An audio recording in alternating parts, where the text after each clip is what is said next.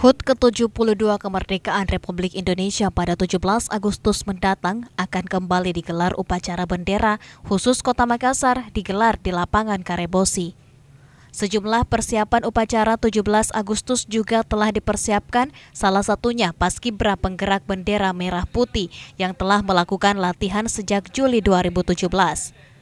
Pelatih Paskibraka yang didatangkan dari pasukan khusus Angkatan Udara Paskas AU mengaku hingga kini kesiapan Paskibra yang berasal dari SMA sekota Makassar dinilai mencapai 90%. Namun masih ada beberapa hal yang harus diperbaiki oleh para Paskibra seperti kelurusan sap dan banjar, kekompakan jalan di tempat dan berhenti. Tinggal perbaikan, tinggal kita perorangan. Yang masih sangat kurang, kita akan melihat juga gerakan tangan yang harus kita memang dalam segaris dalam satu sap itu hanya satu tangan. Ini masih ada beberapa sap itu yang perlu kita benahi. Meskipun masih banyak yang harus diperbaiki, namun Sarma Pardi optimis Paskibraka Kota Makassar dapat tampil maksimal 100% pada saat 17 Agustus 2017 mendatang.